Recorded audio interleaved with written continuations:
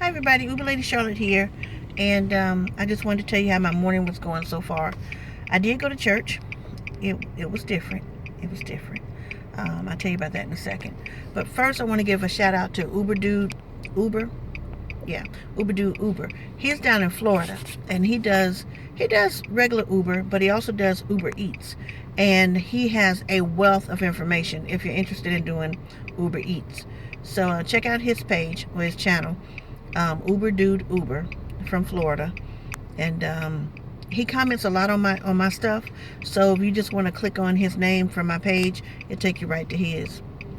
But he actually says he makes more money driving for Uber Eats than he does for Uber.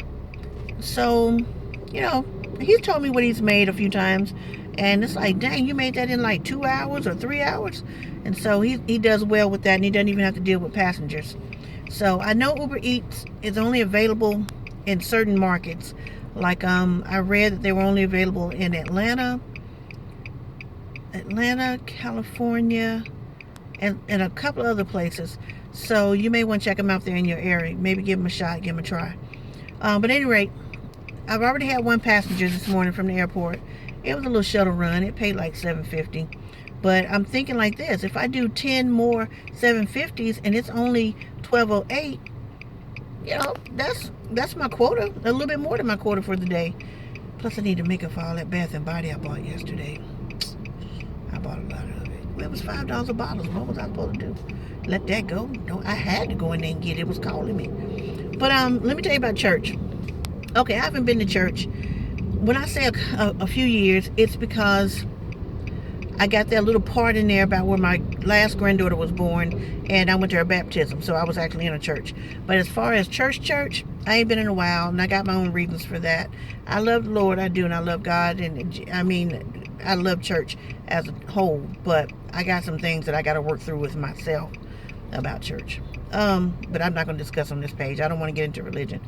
But I will tell you that I did enjoy service over at the Episcopalian Church. It was good, hassle-free, no drama.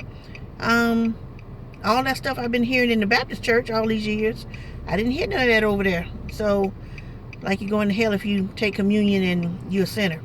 I didn't hear it in their whole communion spiel. But I'm going to tell you what did get me about communion.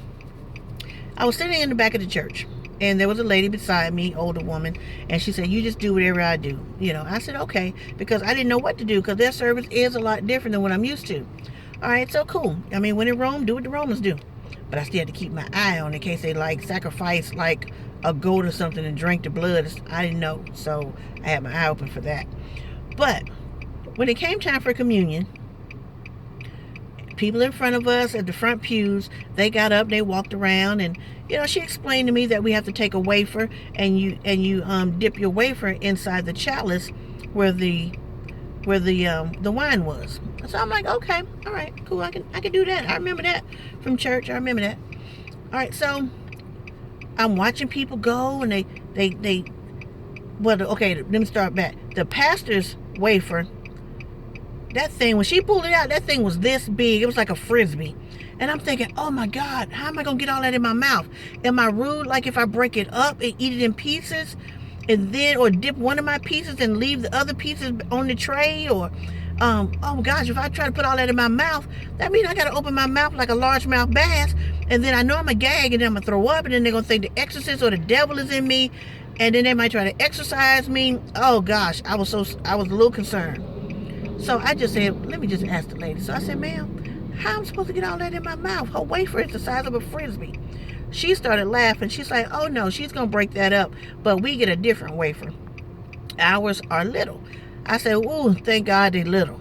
And so she said, when you get your wafer, you got to walk up, you hold your hands like this, but both my hands, I'm holding the camera, and you interlock your fingers, and that's how you accept your wafer. And he's going to say a prayer or bless the wafer, and then you step over 12 inches and you dip your wafer inside the chalice with the grape wine. You put it in your mouth, and then you come sit down. I said, okay, I can do that. So I'm watching the first row go by, the second row go in, they get their stuff. I'm like, it's all the same, everybody doing the same. When the third row got there, and you get your cracker, I saw the lady get her cracker, I saw her step over 12 inches to the lady with the chalice, and I'm waiting on her to dip her crack in there. She take the chalice out the lady's hand and drank out of it and gave it back. Then she go on and sit down. That's the part I almost stood up and say, hey, you can't drink out that chalice. I gotta stick my cracker in that chalice. You got germs, lady. But I'm like, just hold it in. Maybe you didn't see what you thought you just saw. Maybe she had a different chalice. Maybe you didn't see the lady do the switcheroo with the chalices. So I said, okay, I'm gonna watch. Then the fourth row came back. They got their cracker, and I'm watching now. I'm in between people, and I'm looking. Mind you, it ain't but 2 black women in this church, me and the lady in the choir. So I know they see me looking. He got his cracker, and I'm watching. He went to the chalice, and I'm waiting on him to dip it. He took the chalice, and he took a big swallow out of it. I said, oh my God, I gotta put my cracker in that? Oh my God. So I don't want to, everybody taking communion, so now I'm like, do I take communion? Do I not take communion? Oh, I'm so lost at this point. I just don't know what to do. I just don't know what to do because I don't want to appear rude or think I'm better than them, because I don't want their crackers dipped in the juice that they'd have been drinking and swigging out of. Oh, I just couldn't believe it. Okay. So I'm like, I can do this. I'm going to just pray about it on top of her prayer so I don't get the germs. So I get up there, I get my cracker, and the whole time I'm thinking, I got to stick my cracker in this chalice with everybody's backwash.